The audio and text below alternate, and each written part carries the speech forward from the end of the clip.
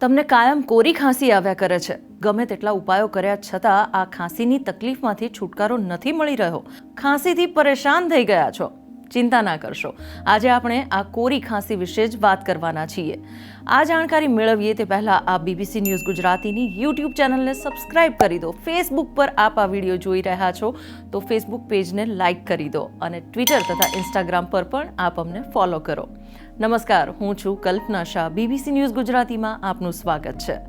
કાયમી ખાંસીના ઇલાજ વિશે વિગતે વાત કરીએ એ પહેલા આવી ખાંસીના મૂળ કારણ સુધી પહોંચવું જરૂરી હોય છે. તો કોરી ઉધરસ આવવા પાછળના કારણો શું છે? તો એસિડિટી, ગળામાં ઇન્ફેક્શન, કાકડા, ફેફસામાં ઇન્ફેક્શન, ન્યુમોનિયા, શ્વાસનળીની તકલીફ, COPD, શ્વાસનળીનું ઇન્ફેક્શન, તમાકુ, બીડી, પાન મસાલા જેવી આદતો ઉપરાંત હાલમાં જે વાયરલ ઇન્ફેક્શનનો દોર ચાલ્યો તેમાં કોરી ઉધરસનું પ્રમાણ વધારે જોવા મળ્યું છે. તેમાં દવા લો ત્યાં સુધી તો આવી ખાંસીમાંથી રાહત થાય, પણ જેવી દવા બંધ કરો કે તરત જ આ જે સૂકી ઉધરસ છે તેની સમસ્યા ફરીથી શરૂ થઈ જાય છે અને આવી ઉધરસ 1 મહિના સુધી રહેતી હોવાનું તબીબોએ નોંધ્યું છે. કેટલાક કિસ્સામાં બીમારીઓ ધરાવતા વ્યક્તિઓ અને બાળકોમાં 1 મહિનાથી પણ વધુ સમય માટે આ કોરી ઉધરસની સમસ્યા રહે છે. તો આ તો થઈ સમસ્યાની વાત, પણ આનો ઈલાજ શું હોઈ શકે? જાણીએ ડૉક્ટર પાસેથી.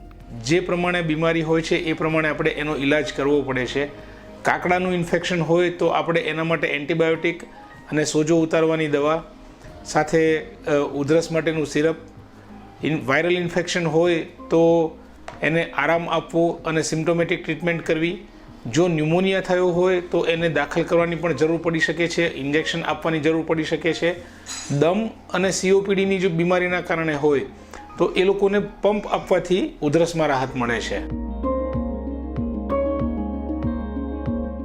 આ સિવાય ઘરગથ્થુ ઇલાજમાં મધ, હળદર, આદુનો રસ, મીઠું નાખેલા ગરમ પાણીના કોગળા, ગરમ પાણીનો નાસ લેવાથી રાહત મળી શકે છે.